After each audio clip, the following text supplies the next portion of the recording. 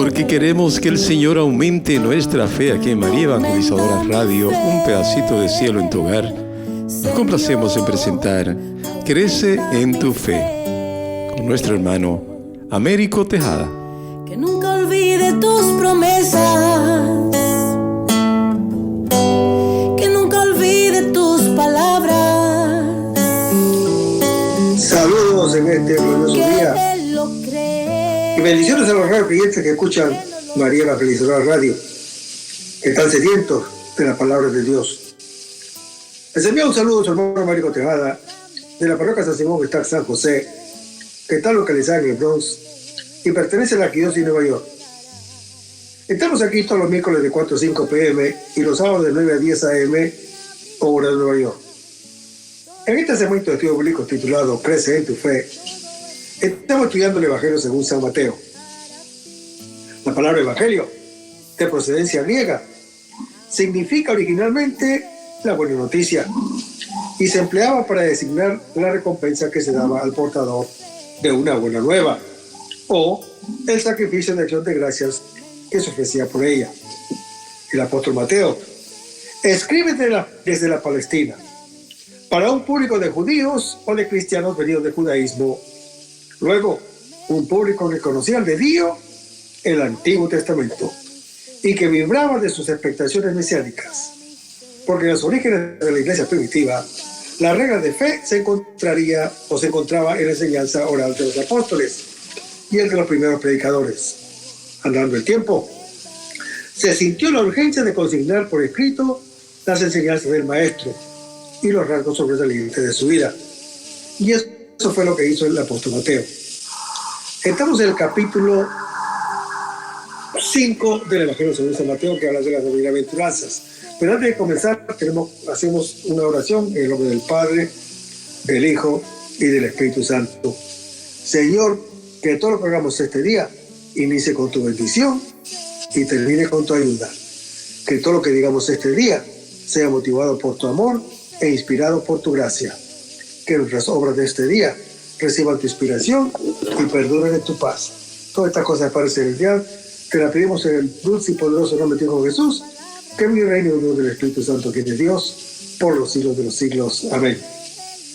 Los créditos de este oblicuo son dados al Padre Félix Sux, al Padre Silvano Fausti, a la Biblia de Jerusalén y a la hermana Evelyn Morán y su ministerio de música.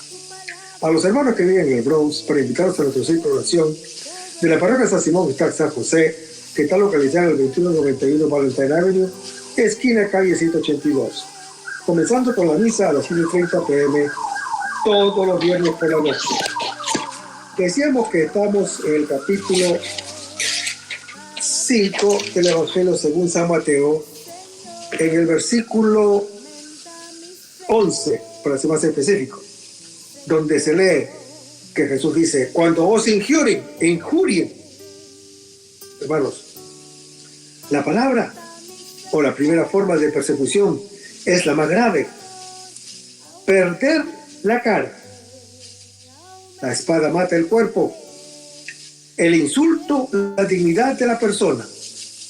La deshonra, no por la casualidad, se asocia a menudo al suicidio.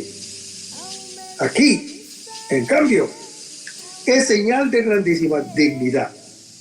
Somos considerados dignos de ser como el Señor, que perdió el rostro y la vida por nosotros los creyentes.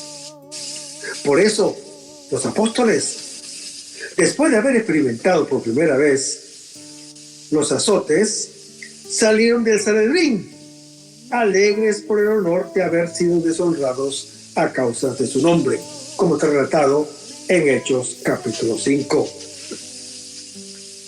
Eso lo comprendió muy bien San Ignacio de Loyola, un gran santo en la Iglesia Católica, a quien desea la libertad evangélica le hace pedir, al igual que la gracia de Dios, en lugar de riqueza, pobreza con Cristo pobre, más bien que honores, humillaciones con Cristo humillado, y deseo de ser considerado necio y loco a causa de Cristo, quien fue el primero en ser considerado así más bien que sabio y prudente, según el juicio del mundo. Y esto, hermano que me escuchas, solamente para imitar y asemejarse más a Cristo, nuestro Señor. No es que uno ame los insultos, no hay que dar ocasión alguna para ellos. Pero si uno ama a Cristo, desea vestir su librea, estar con Él y ser como Él. Y Jesús dice, cuando os persigan, hermanos, la persecución que afecta la integridad de la vida, genera al discípulo la imagen del maestro capaz de dar la vida, como está en Juan capítulo 15. Para el apóstol Pablo, es la credencial de su condición como apóstol, como lo dice en 2 Corintios capítulo 11. Las tribulaciones son la prueba de que somos hijos, nos dice Hebreos capítulo 12. Causa de un gran gozo, lo anuncia Santiago en su capítulo 1. La alegría plena, lo dice 1 Pedro capítulo 1. De consuelo en toda tribulación, como está en 2 Corintios capítulo 1. Y Jesús les dice, cuando les digan toda clase de mal contra ustedes, hermanos, la difamación es un insulto que se difunde públicamente. Es la mala fama, el ser contado entre los malhechores, como está relatado en Lucas capítulo 22, que quita el buen nombre y la honorabilidad. Y Jesús dice, con mentira no hay que dar motivo al reproche, para que aquello mismo que os echen en cara sirva de confusión a quienes critiquen vuestra buena conducta en Cristo. Lo dice 1 Pedro capítulo 3. Hermanos, el insulto y la maledicencia deben ser no justos. Solo entonces son testimonio del justo. Por eso, bella cosa es tolerar penas por consideración a Dios, cuando se sufre injustamente. Pues, ¿qué gloria hay en soportar los golpes cuando habéis faltado? Nos dice 1 Pedro capítulo 2. Sí, como el malhechor en la cruz, sufrimos por ser injustos, siempre podemos decir que eso es justo y recordar así la cercanía del justo que está allí injustamente para ofrecernos el reino, como está relatado en Lucas capítulo 23. También el sufrimiento injusto y merecido y reconocido como tal une a la gracia del justo que sufre. Y en el versículo 12 leemos que Jesús dice, alegraos y regocijaos. Hermanos, la bienaventuranza se convierte en una alegría interior que se expresa en danza externa, hace saltar de alegría. Y Jesús dice que vuestra recompensas es grande en los cielos. Se nos adjudica la grande recompensa, la más grande que exista en los cielos, en Dios. Somos engendrados como hijos, a imagen del Hijo. Y Jesús dice, pues de la misma manera persiguieron a los profetas anteriores a vosotros. No estamos solos, hermano que me escuchas, no estamos solos, sino en buena compañía. Ante todo, con Jesús. Y luego, con la nube de testigos que nos han precedido, como habla Hebreos capítulo 12. Y en el versículo 13 leemos: vosotros sois la sal, dice Jesús. La sal da sabor y preserva de la corrupción. Además, es símbolo de la sabiduría, símbolo de la amistad y símbolo de la disponibilidad al sacrificio. La comunidad es sal cuando tiene el sabor de las bienaventuranzas. Ellas nos dan nuestro sabor o nuestro saber y sabor. Nos preservan de la corrupción. Nos dan la sabiduría. Nos dan la capacidad de amistad. Nos dan la disponibilidad a pagar sus costos. Son nuestra identidad de hijos del Padre. Y Jesús dice: no solamente sois sal de la tierra, de la sal, sois la sal de la tierra. Nuestra identidad es sal de la tierra. Da sentido no solo a nuestra existencia personal, sino a la de cada hombre. La vida filial y fraterna es para todos el sabor mismo de la vida. Si uno no es hijo ni hermano de ninguno, sencillamente no existe. Y dice Jesús: pero si la sal se desvirtúa, hermanos, es fácil perder el sabor de Cristo, que es saber dar la vida con amor y humildad. Al crecer cada vez más la iniquidad, la caridad de la mayoría se enfriará, nos dice Mateo capítulo 24. La semilla de la palabra que nos hace hijos puede ser que no brote, puede secarse apenas ha brotado, puede ser sofocada después que ha crecido, como lo dice Mateo capítulo 13. La sabiduría mundana, hermano que me escuchas, no es la de la cruz. En cada uno de nosotros es grande la lucha entre la sabiduría del amor y la del egoísmo. Y Jesús dice: ya no sirve para nada más. Mientras que los sacramentos, el discípulo que no tiene el sabor de Cristo no vale nada y no le sirve a ninguno. Y en el versículo 14 Jesús dice: vosotros sois la luz. Hermanos, el que conoce a Cristo es luz. La identidad es relevancia. La luz es el principio de la creación, como está descrito en Génesis capítulo 1. El apóstol Mateo ve a Jesús como el surgir de una grande luz sobre todo lo que habitan en las tinieblas y en sombras de muerte, como está en Mateo capítulo 4. En él somos iluminados. Venimos a la luz de nuestra realidad. Nacemos como hijos. Y el que es iluminado, a su vez, ilumina a los otros. Y dice Jesús: vosotros sois la luz del mundo.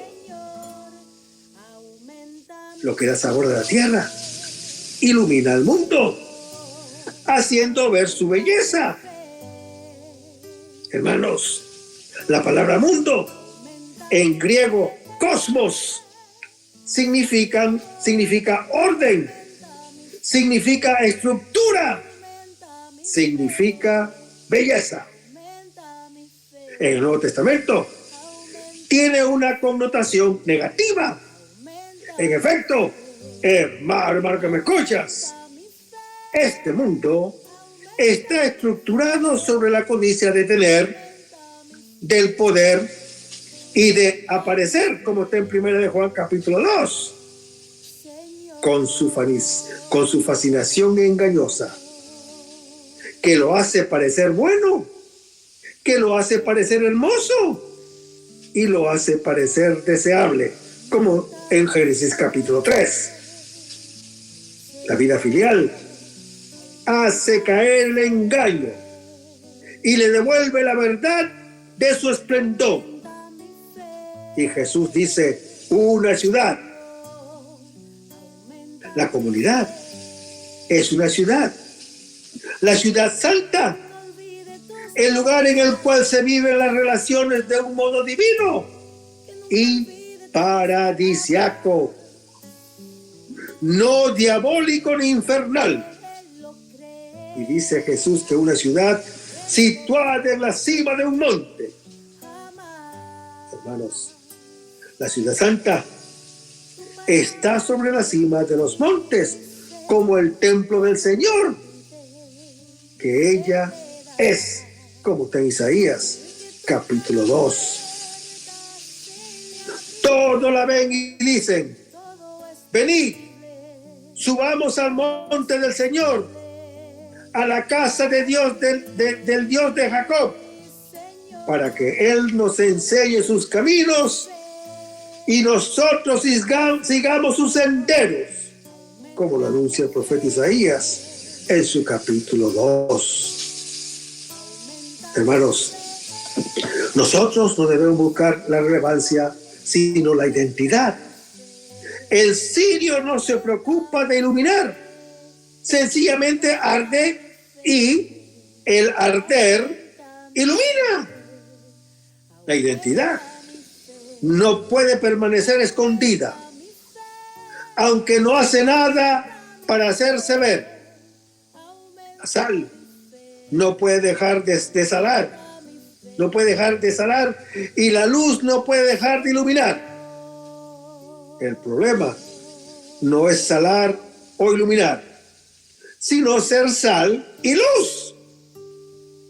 Quien busca la relevancia en lugar de la identidad es como la rana que se hincha para convertirse en buey. Ninguno de los que no tiene, ninguno da lo que no tiene. Lo que tú eres habla más fuerte que lo que tú dices. Y en el versículo 15 leemos, no se enciende una lámpara, dice Jesús. Hermanos, en realidad no somos luz, sino lámpara. La lámpara es un simple vaso de arcilla con una mecha que emerge del aceite. Solo si está encendida produce luz. Así, nosotros también producimos luz solo si estamos encendidos en Cristo por el fuego de su amor. Y dice Jesús, debajo del celerín sobre el candelero se coloca la lámpara debajo del celerín para apagarla. Muchas veces apagamos la luz debajo del celerín de nuestros oportunismos. En cambio, la lámpara hay que colocarla sobre el candelero para Jesús. El candelero fue la cruz. Lo máximo de su ocultamiento fue su revelación plena. Y dice Jesús, los que están en la casa, hermanos, los creyentes se percatan del fuego que está en mí, si existe, y así les ayuda a vivir su fe. Y en el versículo 16 Jesús dice, delante de los hombres para que vean. Jesús dirá enseguida que no obra delante de los hombres en Mateo capítulo 6 para recibir gloria de ellos. Así dice, de nuestras obras buenas edifican a los hermanos, que en nuestra vida fraterna perciben el perfume de Cristo. La estructura de este sermón de la montaña es bastante clara.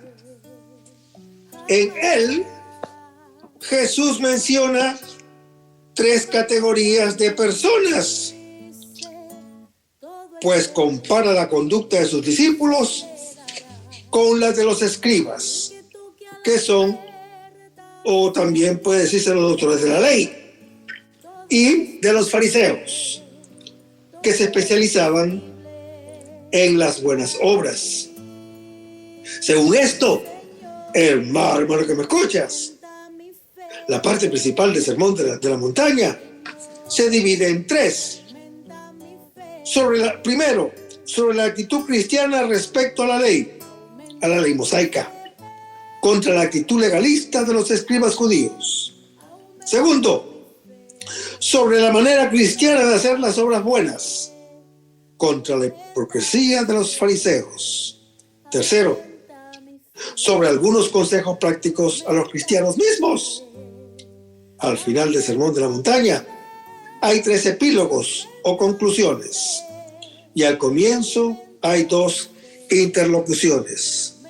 Las bienaventuranzas, que está en capítulo 5, que comenzó en capítulo 5, y la fuerza del buen ejemplo. La finalidad de este sermón sobre la moral es mostrar el contraste entre la ley de Cristo, como está en Gálatas capítulo 6. Capítulo 6, versículo 2, donde vemos que no es una lista de preceptos, sino el ideal de una vida humana en cuanto encarnado a la persona de Cristo. Veamos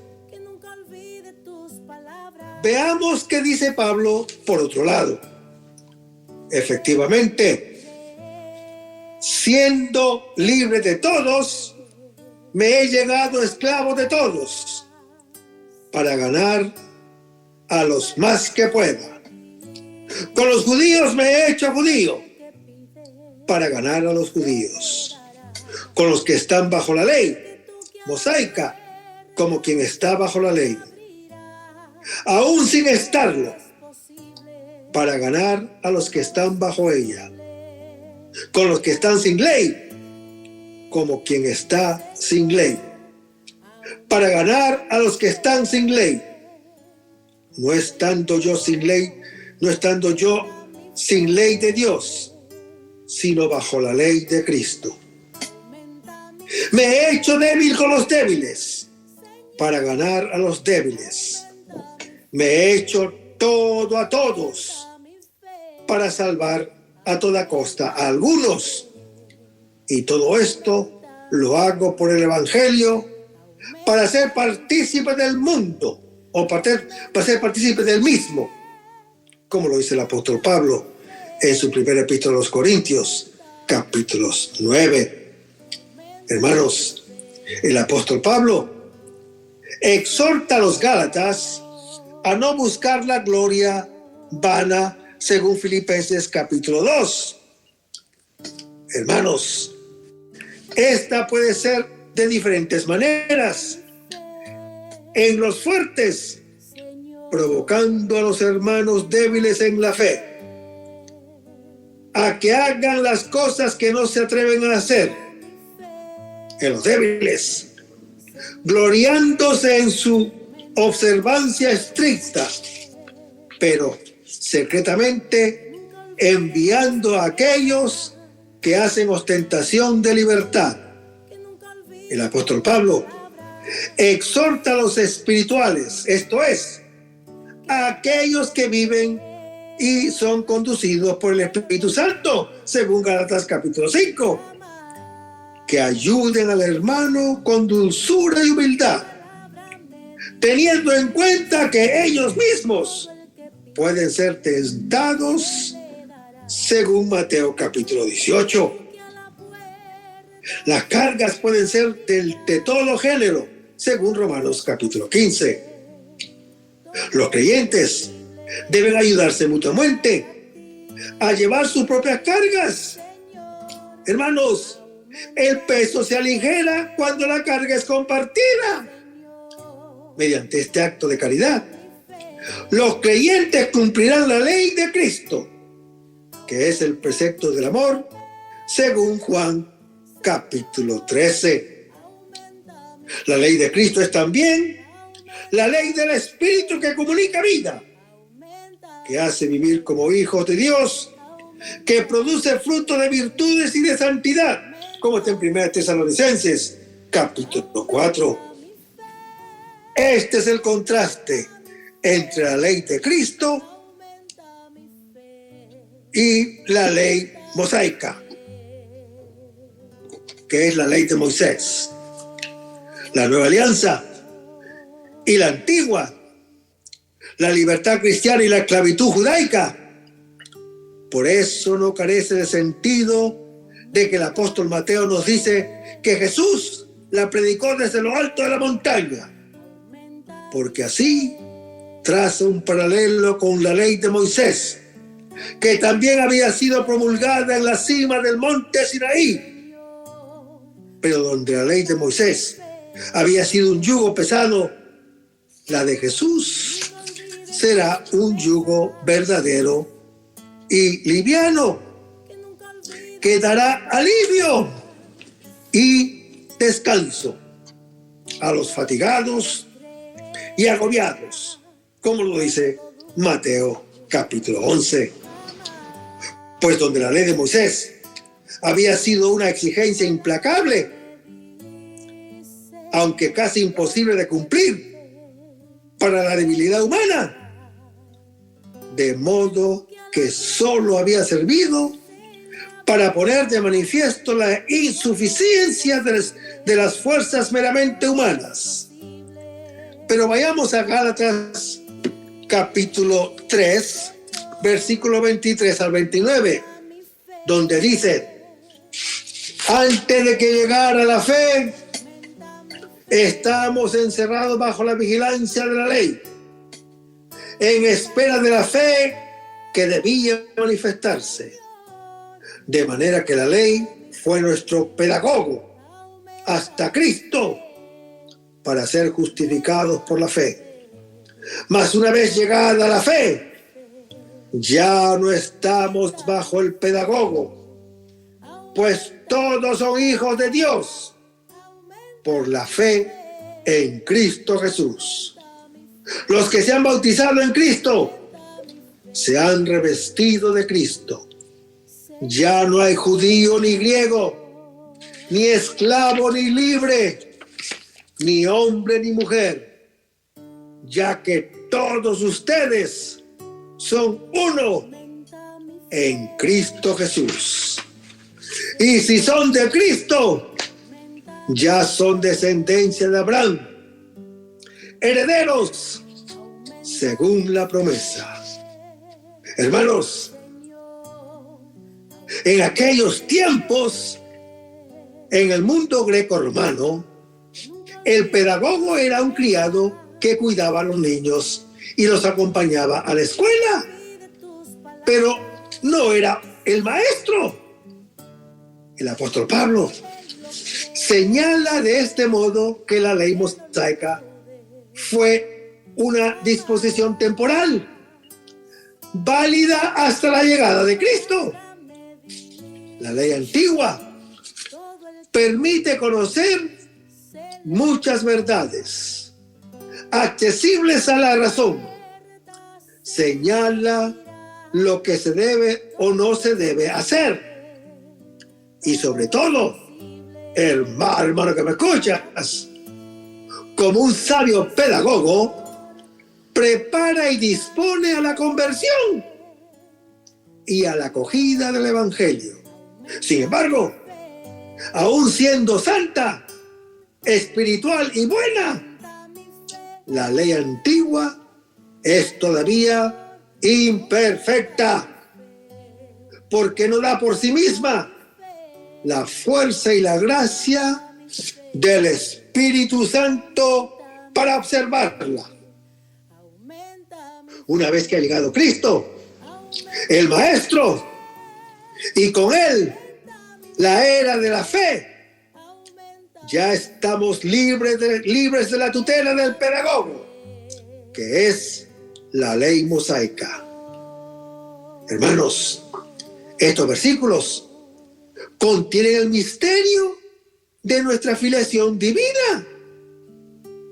Somos hijos de Dios al estar y por estar en Cristo Jesús. Somos hijos en el Hijo según Juan capítulo 1. Y lo somos por la fe y el bautismo. Ahora, fe y bautismo ni se oponen ni se excluyen. Antes bien, se armonizan y coordinan según Hechos capítulo 2. Hermanos, la fe es el punto de partida. Quien ha creído, acepta ser bautizado en Cristo. Y ser bautizado en Cristo es ser sumergido en Cristo que muere para resucitar con Él a una vida nueva según Romanos capítulo 8. Hermanos, revertirse de Cristo es una imagen que equivale a la de ser sumergido en Cristo. No se trata solo de un revestimiento exterior, sino de una unión profunda y real transformación interior que hace del bautizado un hijo de Dios, revestido de Cristo. Hermanos, el bautizado debe vivir una vida nueva, animado por el Espíritu Santo que habita en él y le hace producir fruto de justicia y de santidad, según lo dice el apóstol Pablo en Romanos capítulo 13. La incorporación, pues, a Cristo Jesús, que es el Hijo de Dios, nos hace hijos de Dios por participación intrínseca y ontológica. El elemento formal y constitutivo de nuestra filiación es la incorporación a Él, muerto y resucitado, por la fe y el bautismo, según Romanos capítulo 6. Dos efectos se siguen a la incorporación de Cristo o en Cristo. Primero, todos ustedes son uno en Cristo Jesús. Hermanos, está la unidad en la que son en Cristo integrados todos los creyentes, que como consecuencia desaparecen las distinciones de raza, distinciones de estado, distinciones sociales o sexo, según lo dice 1 Corintios capítulo 12. Ante Dios, todos sus hijos son iguales.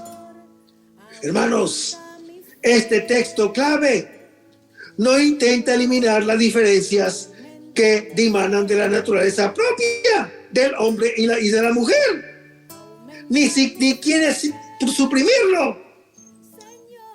Las características naturales de cada pueblo que enriquecen a la raza humana, pero si destruye de raíz toda desigualdad humana, ya sea de raza, ya sea de sociedad o ya sea de sexo, que tenga como fuente y principio cualquier clase de pecado. Hermanos, la filiación divina libera al ser humano de toda esclavitud que brote del pecado. Segundo, somos herederos según la promesa. Los bautizados son hijos de Dios en Cristo. Y si están sumergidos en Cristo y revestidos de Cristo, son el mismo Cristo. Como consecuencia, hermano que me escuchas, los creyentes son como Cristo, la verdadera descendencia de Abraham. Por lo tanto, herederos de acuerdo a la promesa, según Romanos capítulo 4. La ley de Cristo es una descripción optimista de cómo vive de hecho y casi espontáneamente el hombre que se sabe amado por Dios Padre, instruido y redimido por el Hijo y fortalecido interiormente por el Espíritu Santo. Vayamos a Romanos capítulo 8, versículos 1 al 17. Hermanos, el hombre justificado por la fe recibe de Dios el don por excelencia, que es el Espíritu Santo, el cual viene a habitar en el corazón del creyente y derrama constantemente en él el amor de Dios. A su impulso, el creyente vive su vida nueva, como está en Romanos capítulo 7. El apóstol Pablo ha descrito con colores muy vivos la sombría situación del hombre bajo el imperio del pecado, antes de la justificación por la fe. El pecado aparece con todo su poder de dominio. Se ha servido inclusive de la ley mosaica para ejercer mejor su poderío. Ahora, la ley mosaica es buena en sí, pero impotente para hacer justo al hombre. La razón ve que es buena y lo aprueba, pero no puede superar la fuerza del pecado. En tal situación, hermano que me escuchas, el hombre va irremediablemente a la condenación de muerte exigida por la ley mosaica. Mas, he aquí que el hombre ha sido justificado. ¿Cuál será ahora su suerte? El apóstol Pablo comienza por una conclusión, que es una oposición al deplorable estado anterior. No se refiere solo a lo inmediatamente precedente, sino a toda la situación de esclavitud, largamente escrita en cartas anteriores o en capítulos anteriores. Ahora, en esta nueva vida, después de la liberación obrada por Cristo y participada subjetivamente por la fe y el bautismo, no puede haber ya condenación alguna para aquellos que están en Cristo Jesús. Es decir, hermano que me escuchas, la pena de muerte, que ante todo consiste en la muerte espiritual, que conduce a la muerte eterna y escatológica, no se cierne ya sobre aquellos que han sido sumergidos en Cristo y viven en Él. Hermanos, la razón de esta situación favorable es porque la ley del Espíritu de la vida te liberó. El apóstol Pablo ha afirmado que el hombre vive prisionero bajo una fuerza que lo lleva al mal. Esa ley del pecado que está en sus miembros lo conduce a la muerte según Romanos capítulo 7. Pues bien, hermano que me escuchas, ahora sabe por experiencia que su situación ha cambiado de un régimen de esclavitud ha pasado a la libertad. ¿Qué significa la palabra espíritu o neuma? Hermanos, el apóstol Pablo en esta epístola ha hablado de la ley de Dios, de la ley de mi mente, de la ley del pecado, de la ley de la muerte, de la ley en mis miembros, y ahora trata de la ley del espíritu de la vida. Neuma, que significa espíritu, podría significar el espíritu del hombre bajo la gracia, superando la sola razón.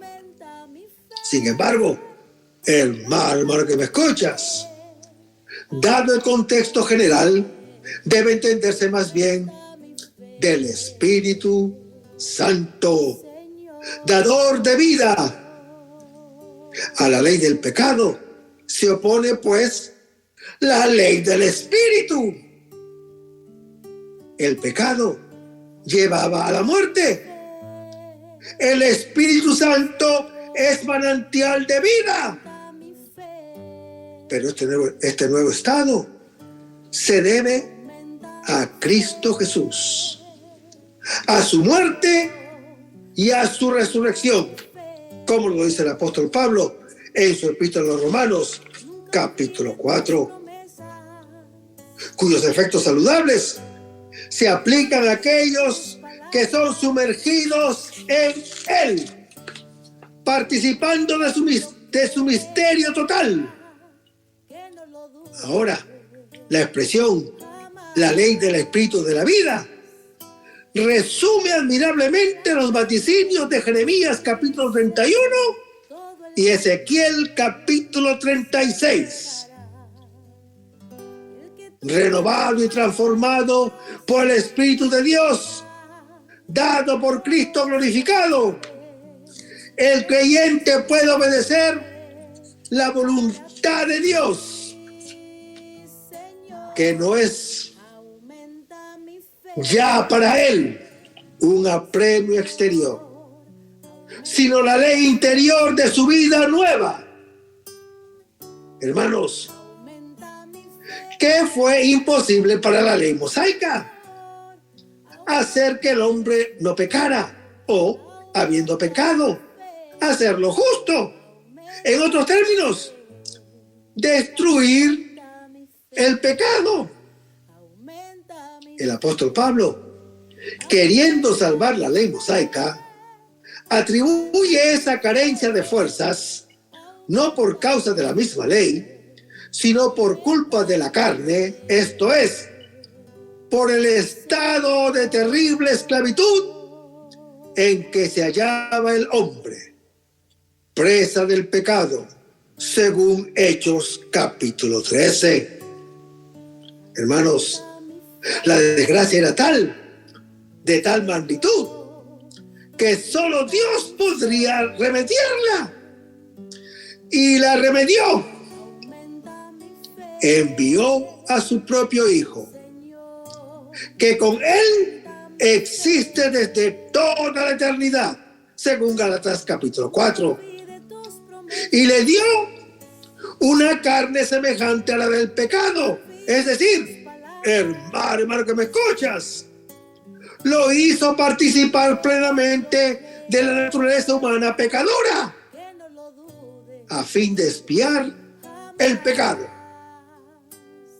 La expresión en una carne semejante a la del pecado no intenta significar una naturaleza humana solo parecida a la de los demás hombres, sino que quiere poner de relieve que el Hijo de Dios, al tomar la naturaleza humana, no dejó de ser lo que antes era, según lo dice Filipenses capítulo 2. Además, aunque se haya hecho solidario de la condición humana pecadora, Él permaneció absolutamente sin pecado, como lo anuncia 2 Corintios capítulo 5. Hermanos, La pequeña cláusula a causa del pecado evoca un término técnico del vocabulario sacrificial del Antiguo Testamento, que se le dice el sacrificio por el pecado, que está en Levítico capítulo 4. En esta perspectiva, Jesús es la víctima de expiación en la cruz, que sustituye a todos los antiguos sacrificios por el pecado, como está en Romanos capítulo 3. Hermanos, al enviar Dios a su Hijo, tenía un propósito: condenar al pecado, hacerlo desaparecer, destruirlo, sirviéndose para ello de la misma carne débil humana, asumida por Cristo Jesús. El apóstol Pablo piensa sin duda en la muerte de Jesús. Pero si la cruz fue el supremo acto de expiación por el pecado de la humanidad, esto no excluye que toda su vida terrestre en la carne haya tenido también un valor de redención. Como consecuencia de la obra liberadora de Cristo, la justa exigencia de la ley, es decir, el veredicto de condenación exigido por la ley mosaica a causa del pecado, se cumplió en la carne de Jesús crucificado. Hermanos, esta satisfacción a la ley fue única y definitiva. Puso fin al imperio del pecado y el hombre quedó liberado, pudiendo gozar de la justificación procurada por la obediencia de Cristo, según Romanos capítulo 5. La obra de Jesús, hermano que me escuchas, ha traído la realización de las promesas de los profetas del Antiguo Testamento, el perfecto cumplimiento de la alianza, al impulso del Espíritu Santo que habita en el corazón de los creyentes, según lo anuncia Jeremías capítulo 31 y Ezequiel capítulo 36. En una y otra interpretación, los cristianos justificados por la fe, gracias a la sangre de Jesús, no caminan ya según la carne, entregados como esclavos al pecado, sino según el Espíritu, como hombres vueltos hacia Dios, que actúan al impulso del Espíritu Santo. Los que son según la carne equivale a aquellos que caminan o viven según la carne. Esto es, hermano que me escuchas, los que con el pensamiento y el deseo tienden a las cosas de la carne, sus inclinaciones, sus atractivos, sus obras.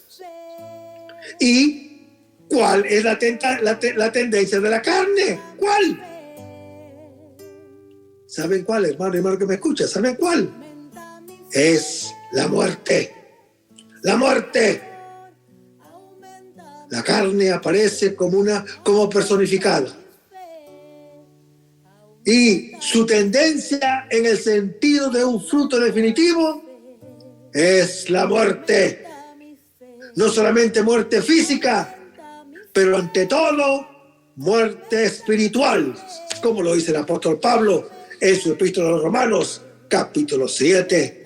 En cambio, hermano que me escuchas, la tendencia, el fruto del Espíritu, es la vida y la paz.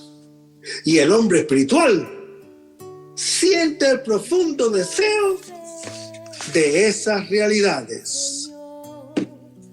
Así, donde la ley de Moisés había sido amenaza, la ley de Cristo es evangelio, es decir, alegre anuncio de salvación. Vayamos a Mateo capítulo 5, versículo 2. Hermanos, sobre una de las colinas próximas a Cafarnaúm, Jesús expone el nuevo espíritu del reino de Dios. Es una invitación a un nuevo modo de vivir. El apóstol Mateo ha completado el discurso inaugural del ministerio de Jesús, con palabras pronunciadas por Jesús en otros momentos. La primera parte del poema proclama que los socialmente considerados desgraciados forman el reino de Dios, que es la comunidad de los creyentes. La segunda parte describe los rasgos esenciales en estos nuevos ciudadanos. El sermón de la montaña, hermano que me escuchas, es el primero de los 5 grandes discursos en los que San Mateo condensa la doctrina de Jesús sobre el reino de los cielos. Las bienaventuranzas son el centro de la predicación de Jesús. Trazan la auténtica vida cristiana,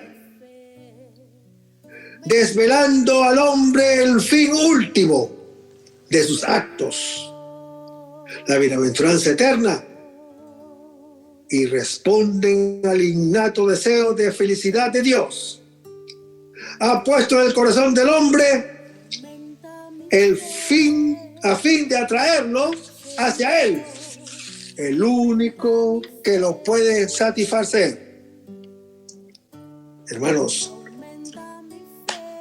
en Mateo capítulo 5, Jesús abre sus enseñanzas con una serie de bienaventuranzas.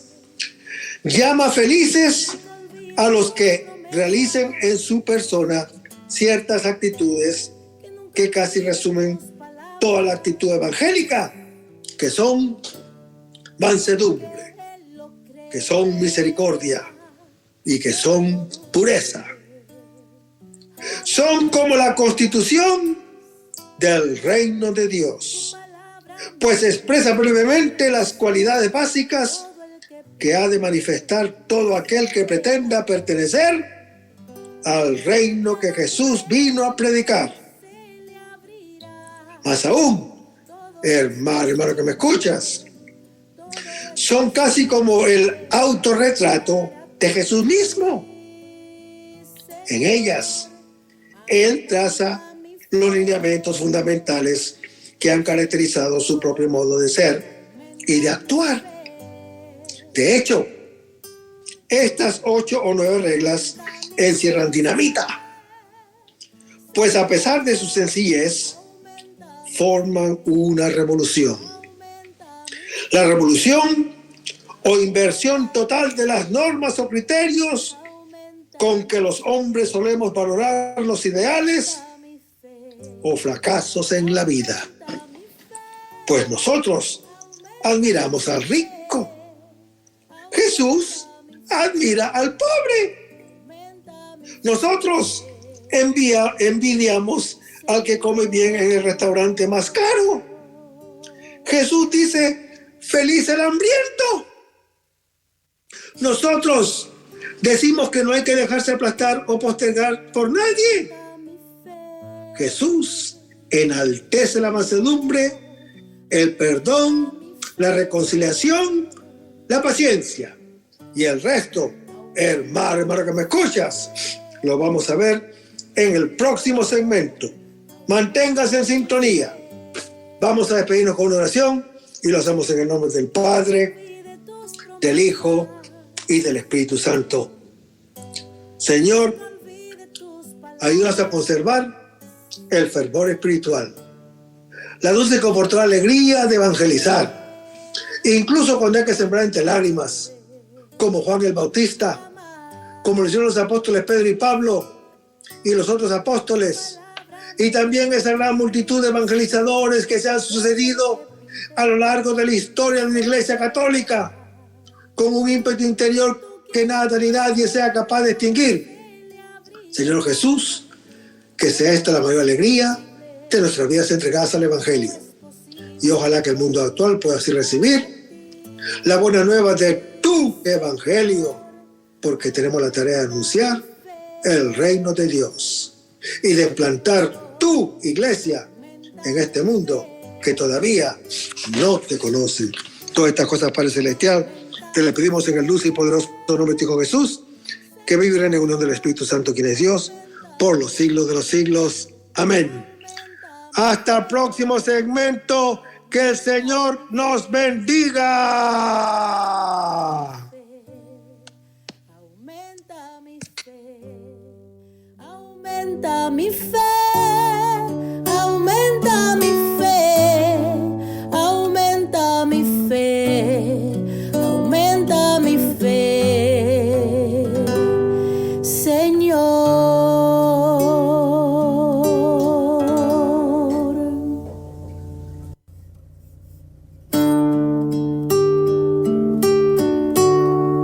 Aumenta mi fe, Señor, aumenta.